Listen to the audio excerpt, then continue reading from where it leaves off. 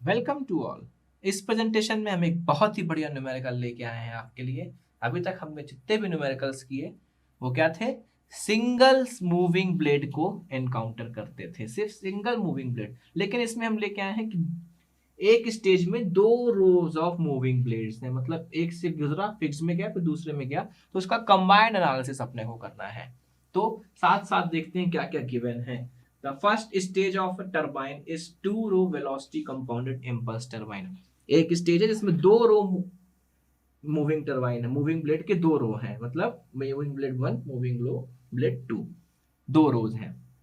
ठीक है। तो velocity of steam at inlet, inlet पे वेलोसिटी जो आएगी वो कहां से आएगी? नोजल से आएगी। मान लीजिए ये आपका क्या है? नोजल है। यहां से आपकी वेलोसिटी आ रही है इनलेट पे। तो इनलेट पे जो वेलोसिटी आ रही है वो किस स्पीड से आ रही है? लिखें गिवन इनलेट पे वेलोसिटी आ रही है कितना? v1 is equal to 800 meter पर सेकेंड, v1 ही होती है। फिर ब्लेड स्पीड, ब्लेड स्पीड मतलब u कितना दिया है? u 150 मीटर पर सेकेंड। उसके बाद बोला है blade velocity coefficient. Blade velocity coefficient मतलब जब स्टीम ब्लेड से मूव करेगी तो उसकी वेलोसिटी कुछ फ्रिक्शन के कारण कम हो जाती है, ब्लेड में जो फ्रिक्शन होगा। तो ब्लेड वेलोसिटी कोफिशिएंट क्या है? 0.95 for all the blades. k is equal to कितना? 0.95 फॉर ऑल द ब्लेड्स, मतलब इस वाली ब्लेड में घुसेगी तो यहां से निकलेगी तो यहाँ पे ब्लेड कोफिशिएंट होगा, ब्लेड फ्रिक्शन आएगा। इस वाली ब्लेड में, फिक्स ब्लेड में भी यदि स्टीम जाएगी तो यहां से निकलेगी तो यहाँ पे भी क्या होगा? ब्लेड का फ्रिक्शन आएगा। फिर इस वाली ब्लेड में घुसेगी, यहां से निकलेगी तो फिर से क्या होगा? ब्लेड का फ्रिक्शन आएगा। और सभी ब्लेड के लिए फ्रिक्शन कोफिशिएंट दूसरे ने दिया है 0.95, ए ब्लेड वेलोसिटी कोफिशिएंट। एंड बोला गया है carry over coefficient, carry over coefficient is 0.95 in between stages. तो फाई कैरी ओवर कितना बोला है? 0.95, ये भी 0.95 है। कितना? In between stages. अब बिटवीन स्टेजेस कौन कौन सी, ध्यान दीजिएगा। यहां से निकल रही है और यहां पे जा रही है, तो यहाँ पे v2 से निकली, v1 डैश पे पहुंची तो कुछ वेलोसिटी लॉस हुआ, तो कैरी ओवर कोफिशिएंट यहाँ पे। फिर यहाँ पे v2 डैश से निकली और यहाँ पे v1 डबल डैश से पहुंची स्टीम, तो इन दोनों के बीच में कुछ लॉस हुआ, तो वो क्या हुआ? Carry over. ध्यान दीजिए, कंफ्यूज मत होइएगा कैरी ओवर और ब्लेड में। ब्लेड कोफिशिएंट क्या है? जब ब्लेड से पास होने के कारण जो फ्रिक्शन के कारण वेलोसिटी घट रही है वो ब्लेड वेलोसिटी कोफिशिएंट। ठीक है। लेकिन यहाँ पे तो क्या है, कोई ब्लेड नहीं है ना इन दोनों के बीच में, तो इन दोनों के बीच में जब एक ब्लेड से दूसरी ब्लेड के बीच में जब जो लॉस होता है काइनेटिक एनर्जी का, वो क्या दिखाता है?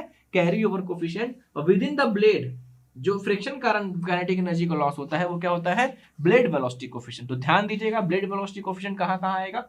इस वाली ब्लेड में जब गुजरेगी, इस वाली ब्लेड में जब गुजरेगी, इस वाली ब्लेड में गुजरेगी। और कैरी ओवर कोफिशिएंट कहाँ कहाँ आएगा? इन दोनों के बीच में। यहाँ v2 से गुजरी लेकिन पहुंची कितने से? v1 डैश से। और कैरी ओवर कहाँ पे आएगा? इन दोनों के बीच में। यहाँ v2 डैश से गुजरी लेकिन पहुंची कैसे? v1 डबल डैश से। क्लियर? इन दोनों में कंफ्यूजन बहुत होता है, तो क्लियर हो गया होगा। फिर क्या बोला जा रहा है कि जो नोजल एंगल है, नोजल एंगल एट एंट्रेंस, तो अल्फा इज इक्वल टू कितना दिया है आपको? 16 डिग्री। और क्या बोला है? Exit angles for first row of moving blade, fixed blade and second row of moving blade are 18 degree, 21 degree and 35 degree. ध्यान से समझिए क्या दिया हुआ है। Exit angle of moving blade, first row of moving blade, ये क्या है? First row. ये क्या है? सेकेंड रो आपका। तो exit angle of first row of moving blade, first row of moving blade का एग्जिट एंगल कौन सा होता है? फाई। तो फाई कितना दिया है अपने को? 18 डिग्री। फिर दूसरा क्या बोल रहा है? Exit angle for fixed blade, fixed blade का एग्जिट एंगल कौन सा होगा? ये होगा। और फिक्स्ड ब्लेड का जो एग्जिट एंगल रहता है वो अपने को पता है कि जो next row of moving blade रहता है उसका इनलेट एंगल रहता है, मतलब अल्फा। जिस अल्फा डबल डैश से जिस एंगल से निकलेगी फिक्स ब्लेड से, उसी एंगल से स्टीम यहां पे आएगी, तो स्टीम का इनलेट एंगल सेकेंड रो में कितना हो गया, अल्फा डबल डैश, तो वही अल्फा डबल डैश दिया है अपने को। कितना दिया है अल्फा डबल डैश, 21 डिग्री। अब उसके बाद जब second row of moving blade का एग्जिट एंगल कितना है, phi double dash, second row of moving blade का exit angle phi double dash कितना, 35 डिग्री। क्लियर? देखिए ध्यान से समझिए, exit angle of first row of moving blade, तो मूविंग ब्लेड का एग्जिट एंगल कौन सा होता है, फाई, तो first row of moving blade का एग्जिट एंगल फाई। फिर फिक्स्ड ब्लेड का जो एग्जिट एंगल रहता है, फिक्स्ड ब्लेड का जो एग्जिट एंगल रहता है वही स्टीम का इनलेट एंगल रहता है। क्लियर है कि नहीं, मतलब alpha double dash, fixed blade का जो एग्जिट एंगल रहेगा वो स्टीम का इनलेट एंगल मतलब अल्फा डबल डैश, तो अल्फा डबल डैश अपने को 21। फिर second row of moving blade का एग्जिट एंगल, मूविंग ब्लेड का एग्जिट एंगल कौन सा था, फाई, सेकेंड रो का कौन सा है, phi double dash. Clear, 35 degree. पहले से चीजें क्लियर होनी चाहिए तो कुछ समझ में नहीं आएगा। क्लियर हो गई? उसके बाद पूछा क्या है अपने से, टू फाइंड,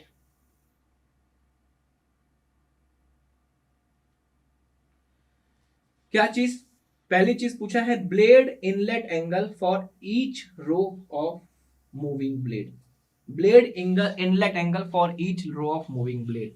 ब्लेड का इनलेट एंगल इस रो के लिए कितना है, थीटा, तो थीटा पूछा है अपने से। और ब्लेड का इनलेट एंगल इस वाली रो के लिए कितना है, मूविंग ब्लेड की इस रो के लिए, थीटा डबल डैश, तो अपने से क्या पूछा है, थीटा डबल डैश। ध्यान दीजिए, blade inlet angle for each row of moving blade, ठीक है, theta and theta double dash, theta से इनलेट एंगल होता है। उसके बाद power developed when mass flow rate is 4 kg पर सेकेंड, तो एम डॉट कितना दिया है अपने को, 4 kg पर सेकेंड अपने को एम डॉट दिया है, तो पावर कितना डेवलप हो रहा है अपने को ये देखना है। ठीक है, उसके बाद तीसरा चीजें क्या पूछा है, इफिशियंसी फॉर इंपल्स टरबाइन, अगर कोई सी इफिशियंसी मेंशन नहीं तो मतलब वो क्या है, ब्लेड इफिशियंसी। और चौथा चीज क्या पूछा है, एक्सियल थ्रस्ट मतलब एफ एक्सियल। ये अपनी सारी चीजें पूछी हैं। तो सॉल्यूशन में आए, कैसे सॉल्व करेंगे, अपने को क्या पूछा है, पावर डेवलप्ड। ध्यान दीजिए, जो टोटल वर्क होता है टरबाइन का कितना होता है, मैं आपको बता दूं, जो टरबाइन का जो टोटल होता है, डब्ल्यू टोटल जो रहेगा वो कितना रहेगा, एन इंटू डब्ल्यू स्टेज। ठीक है, जो टोटल वर्क रहता है कितना रहेगा, एक स्टेज में कितना वर्क प्रोड्यूस होता है अपन लोग कैसे निकालते हैं, M dot U into V W one plus V W two, इससे निकालते हैं सिंगल स्टेज का। और एन क्या है, नंबर ऑफ स्टेज। लेकिन ये रूल कब वैलिड होगा, जब सारी स्टेजेस सेम वर्क प्रोड्यूस कर रही हो तब, जब सारी स्टेजेस सेम वर्क प्रोड्यूस कर रही हो तब के लिए ये रूल है। यहां ऐसा कहीं लिखा है क्या कि सारी स्टेजेस सेम वर्क प्रोड्यूस कर रही, नहीं, तब सारी स्टेजेस सेम वर्क प्रोड्यूस नहीं कर रही, तो टरबाइन का जो टोटल वर्क रहेगा, total work of turbine,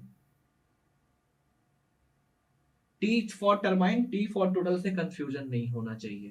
total work पहले वाले में कितना वर्क रहेगा, VW1 प्लस VW2, पहले वाले का वर्क कंपोनेंट, वर्क किसके कारण से आता है, वर्क कंपोनेंट ऑफ फोर्स आता है ना, तो वर्क कंपोनेंट ही क्या होता है, रोटेशन के कारण रहता है। तो पहले वाले के कारण वर्क कंपोनेंट इतना आया, दूसरे वाले के कारण वर्क कंपोनेंट कितना आएगा, VW1 double dash plus VW2 double dash, ये वाला कितना हुआ, first row of moving blade के कारण वर्क कंपोनेंट, ये second row of moving blade का वर्क कंपोनेंट, इन सब को जोड़ दो, टोटल वर्क कंपोनेंट अपने को मिल गया। और U क्या है, सेम है तो U। और अगर इसको अपन लोग पावर निकालना चाहें, टोटल पावर, तो टोटल पावर निकालने के लिए m dot VW1 plus VW2 plus VW1 double dash plus VW2 double dash into U, समझ में आया। ये वाला कितना है, वर्क फ्रॉम फर्स्ट, और ये वाला कितना है, वर्क फ्रॉम सेकेंड। ध्यान दीजिएगा, यही कंपोनेंट तो रोटेशन के काम आता है। तो फर्स्ट वाले ने इतना रोटेट कराने में मदद की, सेकंड वाले ने इतनी मदद करी, तो दोनों को चारों को जोड़ दिया और इसको U से मल्टीप्लाई कर टोटल वर्क मिल गया। और पावर चाहिए तो मास फ्लो रेट से और मल्टीप्लाई कर दो तो अपने को क्या मिल जाएगा, पावर मिल जाएगा। उसी तरीके से एक्सियल थ्रस्ट कितना होगा टोटल, अलग अलग सॉल्व नहीं करेंगे क्योंकि सब कुछ एक ही शाफ्ट से जुड़ा हुआ है, इसलिए सबका सिंबल कंबाइंड इफेक्ट निकालना है ना। भले ये मूविंग रोज अलग अलग हैं, ब्लेड्स अलग अलग रोज हैं, लेकिन सब कुछ जुड़े तो एक ही शाफ्ट से हैं, इसलिए सिंपल शाफ्ट में एक्सियल थ्रस्ट आएगा कितना, m डॉट, तो वही कॉमन हो गया। पहले वाले से एक्सियल थ्रस्ट कितना आएगा, Vf1 माइनस Vf2। दूसरे वाले से एक्सियल थ्रस्ट कितना आएगा second row of moving blade के कारण, Vf1 double dash minus Vf2 double dash, ये दूसरे वाले मूविंग ब्लेड के कारण एक्सियल थ्रस्ट आएगा। तो अपना एक्सियल फोर्स आ गया ये। तो अपने को ये सारी चीजें निकालनी है इस पूरे डायग्राम से, जिससे अपना ये क्वेश्चन जो होगा सॉल्व हो जाएगा। काफी लंबा होने वाला है क्वेश्चन, ध्यान दीजिएगा। अब सबसे पहले क्या करें, इसको सीक्वेंस वाइज सॉल्व करते हैं। Inlet triangle of first moving blade, ध्यान दीजिएगा, inlet triangle of first moving blade. Inlet triangle of first moving blade में यदि आप लोग जाते हैं तो Vf1 अपने को कितना मिल जाएगा, Vf1 is equal to V1 sine alpha अपने को मिल जाएगा। ये क्या है, inlet triangle of first moving blade. यहाँ पे Vf1 is equal to V1 sine alpha, अपने पास अल्फा है कितना 16 डिग्री, V1 है 800 डिग्री, तो Vf1 इज इक्वल टू कितना हो जाएगा, V1 800 इंटू साइन 16 डिग्री। तो Vf1 यहां से सॉल्व करेंगे तो अपने को क्या मिल गया, Vf1 कितना मिला, Vf1 220.5 मीटर पर सेकेंड अपने को क्या मिल गया, Vf1। ठीक है, तो अपने को क्या मिल गया, Vf1। उसी तरीके से अपन लोग Vw1 भी निकाल सकते हैं। Vw1 इज इक्वल टू कितना होगा बताइए, V1 cos alpha, V1 cos alpha हो जाएगा, तो V1 cos अल्फा, तो Vw1 is equal to V1 कितना 800 cos 16 डिग्री, तो V1 W1 कितना हो जाएगा, Vw1 769.009 मीटर पर सेकेंड। ये आपका क्या हो गया, Vw1। तो फर्स्ट इनलेट ट्रायंगल से अपन ने निकाल दिया। और अपने को क्या पूछा है, थीटा भी पूछा है, तो थीटा के लिए अपन लोग क्या करेंगे, फर्स्ट इनलेट ट्रायंगल से थीटा भी निकाल सकते हैं। क्या लगा दें, क्या लगा दें फर्स्ट इनलेट ट्रायंगल के लिए, tan लगा दें, क्योंकि tan परपेंडिकुलर अपॉन बेस, तो अपने को u भी पता है, Vf1 भी पता है, तो tan थीटा लगा दें। tan थीटा कितना हो जाएगा, ये u यहाँ पे नहीं रहेगा, ये u यहाँ पे कैसे आ गया, आप ये u किसके किसके बीच रहता है, V1 और Vr1 के बीच रहता है ना, तो ये u कहाँ रहेगा, यहाँ ये है u। तो tan theta is equal to perpendicular कितना, परपेंडिकुलर कितना Vf1 अपॉन ये वाला जो डिस्टेंस है कितनी होगी, Vw1 माइनस u हो जाएगी। तो Vw1 भी पता है अपने को, u भी पता है, तो Vw1 माइनस u, अपने पास Vf1 है कितना 220.5 मीटर पर सेकेंड, Vw1 769 मीटर पर सेकेंड, u कितना है 150 मीटर पर सेकेंड। सॉल्व करेंगे, मैं डायरेक्ट लिख रहा हूं, थीटा इज इक्वल टू कितना आएगा 19.6 डिग्री, आपका आ गया क्या थीटा। तो इस तरह से धीरे धीरे आगे बढ़ना है। अब अपने को क्या चाहिए, Vr1 है क्या अपने पास, नहीं है, तो Vr2 कैसे निकालें, Vr1 निकाल सकते हैं अपन लोग, बिल्कुल निकाल सकते हैं। कैसे निकालेंगे Vr1, ध्यान दीजिए, Vr1 कहां से निकलेगा, इसी निकल जाएगा। अगर tan थीटा आ गया अपने पास, थीटा की वैल्यू आ गई, तो अपन लोग उसको रख सकते हैं किसमें, साइन थीटा रख सकते हैं। Sine theta is equal to कितना हो जाएगा, परपेंडिकुलर अपॉन हाइपोटेनस, तो साइन थीटा रख दीजिए, sine theta is equal to इस ट्रायंगल में परपेंडिकुलर अपॉन हाइपोटेनस, मतलब VF1 अपॉन VR1। अपने पास थीटा की वैल्यू अपने को पता है, VF1 की वैल्यू पता है, तो अपने के पास क्या VR1 निकाल पाएंगे अपन लोग, बिल्कुल। यहां से सॉल्व करने पे VR1 जो आएगा वो कितना आएगा, 658.06 मीटर पर सेकेंड आपका क्या आ जाएगा, VR1 आ जाएगा। निकल गया VR1 भी। अब वापस आते हैं, VR1 निकल गया। अब अपने को क्या दिया है, VR2 चाहिए यदि, तो VR2 कैसे निकाल सकते हैं, ब्लेड कोफिशिएंट दिया है, ब्लेड वेलोसिटी कोफिशिएंट, तो VR2 इज इक्वल टू कितना हो जाएगा, K VR1। तो VR2 is equal to K कितना है 0.95 इंटू VR1 कितना है 658.06।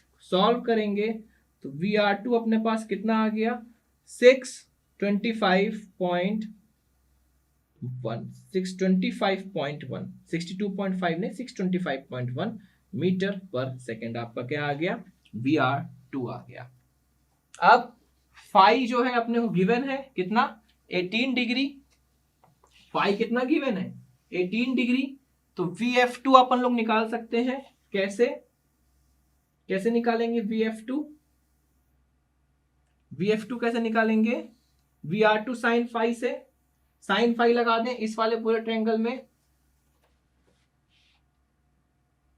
Sign phi is equal to ये वाला ट्रायंगल है पूरा this, sine phi perpendicular upon hypotenuse, perpendicular क्या है VF2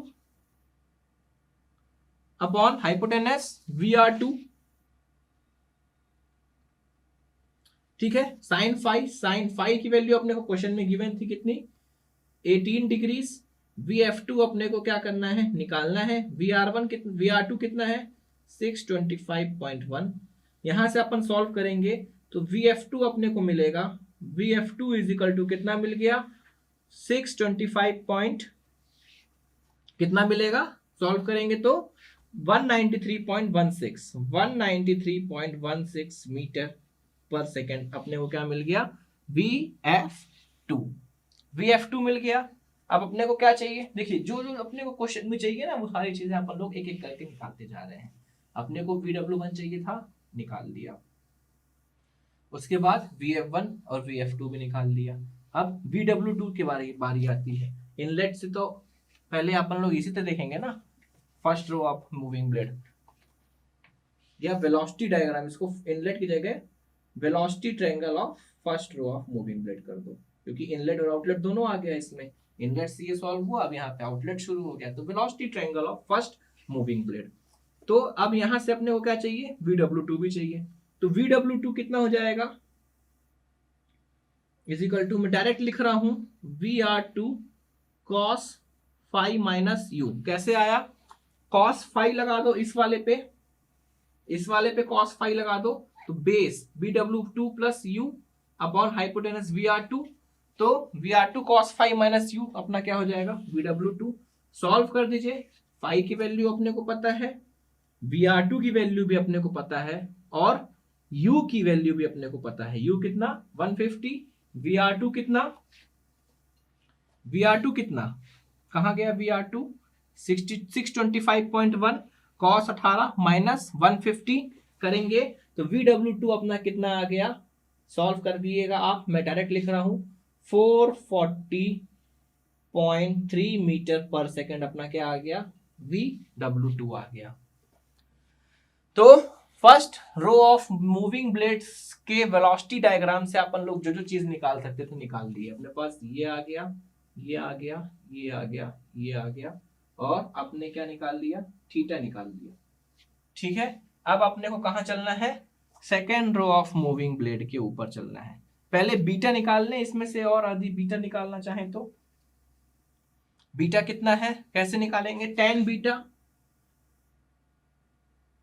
बीटा क्या है एग्जिट वेलोसिटी ऑफ स्टीम का एंगल, एग्जिट स्टीम का एग्जिट एंगल कितना है, tan beta is equal to कितना हो जाएगा, VF2 अपॉन VW2, VF2 कितना 193.16 अपॉन VW2 440.3, तो बीटा यहां से सॉल्व करने पे आ गया कितना 23.48 डिग्रीज, यह आपका क्या हो गया, बीटा आ गया। ठीक है, तो ये अपना क्या हो गया, पहला वेलोसिटी ट्रायंगल हो गया। अब क्या होगा, यहां तक अपन पहुंच गए हैं। ठीक है, अब यहां तक अपन पहुंच गए V2 तक, तो अपने को क्या करना पड़ेगा, यहां से इस ब्लेड से जब इस ब्लेड पे जाएगी स्टीम, तो क्या होगा, बीच में काइनेटिक एनर्जी का लॉस होगा। वो लॉस कौन बताता है अपने को, कैरी ओवर कोफिशिएंट। तो कैरी ओवर कोफिशिएंट कितना होगा, फाई कैरी ओवर कितना होगा, carry over kinetic energy available in the next blade, kinetic energy available in the next blade, तो हाफ mv स्क्वायर, तो हम v1 स्क्वायर लिख रहे हैं, कितनी अवेलेबल है नेक्स्ट ब्लेड में, v1 डैश का square upon kinetic energy leaving from the previous blade, previous blade से कितनी काइनेटिक एनर्जी निकल रही है, v2 का स्क्वायर निकल रही है। ठीक है, इतनी ही हो रही है। तो V2 अपन ने निकाला क्या, V2 नहीं निकाला अपन ने, V2 निकाल लीजिए। V2 निकालने के लिए क्या करना पड़ेगा, कुछ नहीं करना। V2 निकालने के लिए कैसे निकलेगा, V2 VF2 है, VW2 है, तो यहीं पे लिख दे रहा हूं मैं। V2 कैसे निकालेंगे, देखिए V2 है, V2 is equal to V2 का square is equal to VF2 का स्क्वायर प्लस VW2 का स्क्वायर, अपन लोग कर दें तो अपने को क्या मिल जाएगा, V2 मिल जाएगा। V2 मिलने के बाद अपन लोग V2 यहां से निकालेंगे, V2 का स्क्वायर ही निकाल लीजिए चाहे तो, और V2 का स्क्वायर जब यहां से निकालेंगे तो कैरी ओवर कोफिशिएंट अपने को कितना दिया है 0.95 और इनटू V2 का स्क्वायर, यहां से जो V2 का स्क्वायर यहां पे निकाला रख दिया, V1 डैश का स्क्वायर, तो इसको सॉल्व करेंगे, इसको सॉल्व करिएगा V2 स्क्वायर मिलेगा, V2 स्क्वायर यहां पुट करिएगा, 0.95 से मल्टीप्लाई करिएगा, तो V1 डैश का स्क्वायर अपने को मिल गया कितना 472.5 मीटर पर सेकेंड, 472.5 मीटर पर सेकेंड अपने को क्या मिल गया, V1 डैश, मतलब V2 से निकल रही थी लेकिन पहुंची V1 डैश से वेलोसिटी, क्योंकि बीच में लॉस हो गया, वही लॉस कौन बताता है, कैरी ओवर कोफिशिएंट। अब V1 डैश से निकली, घुसी किसमें, फिक्स्ड ब्लेड में, लेकिन फिक्स्ड ब्लेड में किस वेलोसिटी से निकल रही है, V2 डैश से, लेकिन अब ब्लेड में पास हो रही है तो ब्लेड में कौन सा कोफिशिएंट लगेगा, ब्लेड वेलोसिटी कोफिशिएंट, तो V2 dash is equal to K V1 dash हो जाएगा, बिल्कुल हो जाएगा, तो V2 dash is equal to 0.95 into V1 dash कितना 472.5, तो V2 डैश की जो वैल्यू आई अपनी कितनी आ गई 448.89 मीटर पर सेकेंड, अपनी क्या आ गई V2 डैश की वैल्यू आ गई।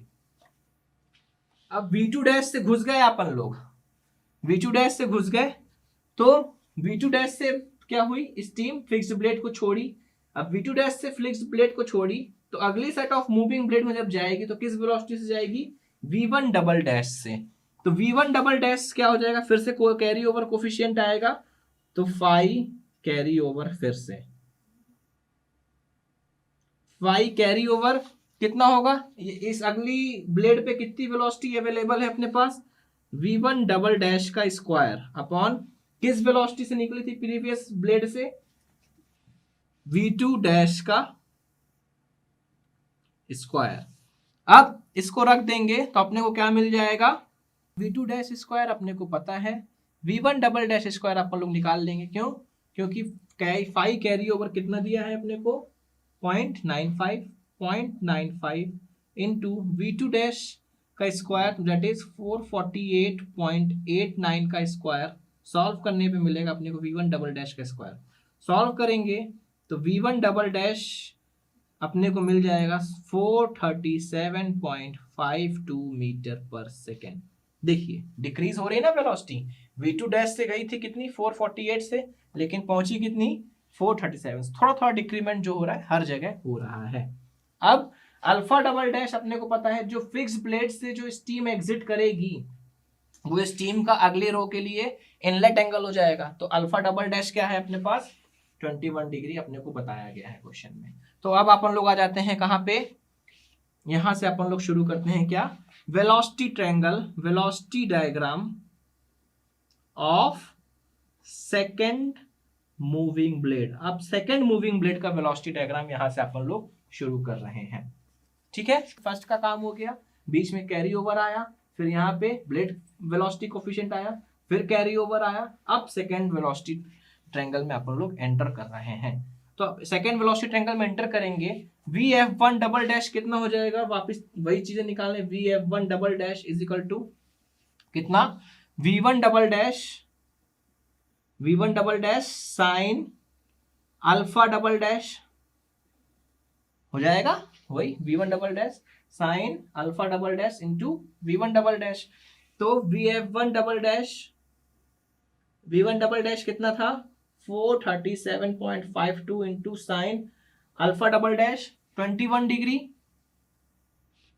तो VF1 डबल डैश कितना आ गया अपने पास, VF1 डबल डैश 156.75 मीटर पर सेकेंड। ये अपना क्या मिल गया, VF1 डबल डैश। फिर क्या करना है अपने को, VF1 डबल डैश निकाल लिए, अब VW1 डबल डैश निकालना है। तो VW1 double dash is equal to कितना हो जाएगा, V1 double dash cos alpha double dash मतलब कॉस 21, डायरेक्ट लिख रहा हूं मैं, W1 double dash is equal to कितना आ जाएगा, सॉल्व करने पे 408.46 मीटर पर सेकेंड अपना आ गया क्या, VW1 डबल डैश। फिर अपने को क्या निकालना है, एक चीज और पूछा था यहाँ पे, ब्लेड इनलेट एंगल, दूसरी वाली रो में भी ब्लेड इनलेट एंगल कितना है, थीटा डबल डैश। तो tan थीटा डबल डैश लगा दें, tan theta double dash is equal to VF1 double dash upon VW1 double dash minus U, यही होगा, ये वाला क्या हो जाएगा आपका U, ये U हो गया। तो tan theta double dash VF1 double dash upon VW1 double dash minus U, VW1 double dash मिल चुका है, VF1 डबल डैश मिल चुका है, U तो वही है, डायरेक्ट लिख रहा हूं मैं, सॉल्व करके आप लिखिएगा, tan theta double dash is equal to कितना आया 37.2 डिग्री, कितना 31.2 डिग्री, कितना है 31.2 डिग्री अपने पास क्या आया, थीटा डबल डैश। उसके बाद अपने को VR1 डबल डैश निकालना है। तो VR1 डबल डैश कैसे निकालेंगे, VR1 double dash is equal to VF1 double dash upon sine theta double dash, निकल जाएगा इस तरह से, sine theta double dash VF1 double dash upon VR1 double dash. तो VR1 डबल डैश यहां से सॉल्व करेंगे तो मिल जाएगा अपने को कितना 382.3 मीटर पर सेकेंड, अपने को क्या मिल गया, VR1 डबल डैश मिल गया, ये थीटा डबल डैश मिल गया। उसके बाद आउटलेट वाले में आ जाते हैं इसके, तो VR2 डबल डैश कितना होगा, VR2 double dash is equal to K VR1 double dash, बिल्कुल K अपने को पता है कितना है 0.95, VR1 डबल डैश अपने को पता है 382.32 डिग्री 32 मीटर पर सेकेंड। सॉल्व करने पे अपना आंसर आ जाएगा कितना 287, ये 382 नहीं, ये जहां तक अपना 302 आएगा इसको सॉल्व करने पे, तो ये अपना कितना जाएगा 287.22 मीटर पर सेकेंड। ठीक है, अब फाई डबल डैश अपने को पता है कितना दिया है, phi double dash 35 degree, phi double dash और U अपने को पता है, तो VF2 अपन लोग निकाल लें,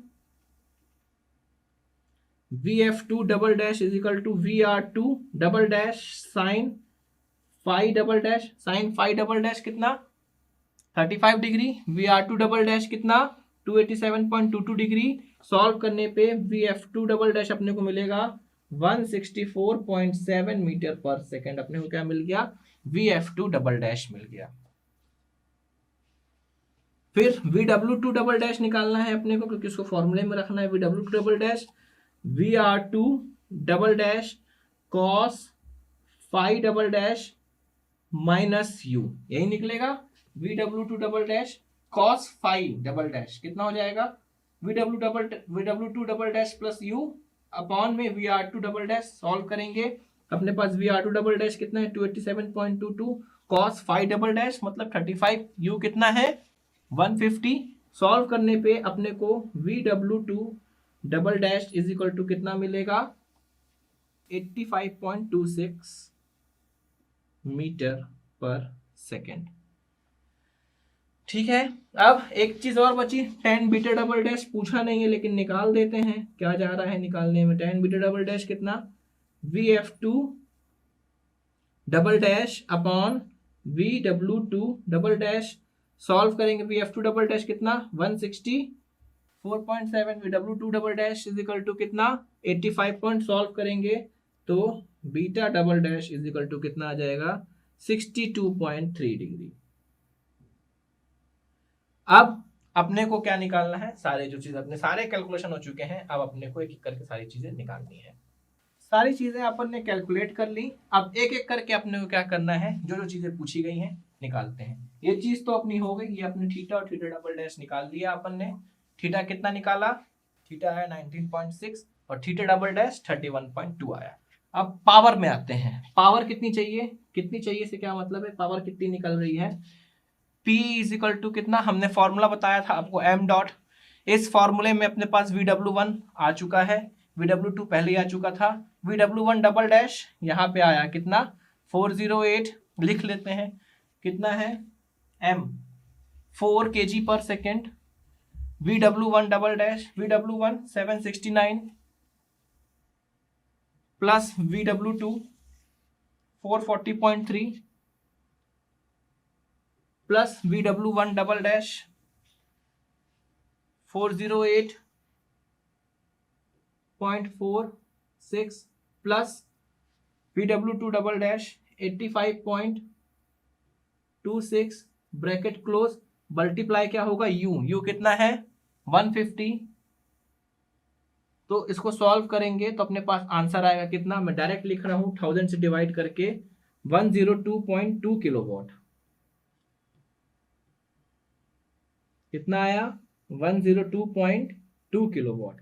उसके बाद F एक्सियल निकालेंगे, एक्सियल फोर्स कितना आएगा अपना, वैसे ही ये सारी वैल्यूज पुट करो। m डॉट VF1 अपने पास है 220, VF2 कहाँ गया 193.16, VF1 डबल डैश कितना है, VF1 डबल डैश इतना 156, VF2 डबल डैश 164। सॉल्व करेंगे, m से मल्टीप्लाई करेंगे तो जो आंसर आएगा कितना 77.56 किलो न्यूटन, कितना 77.6 किलो न्यूटन। और तीसरी चीज क्या बची अपनी इफिशिएंसी। इफिशिएंसी क्या होती है, पावर अपॉन इनलेट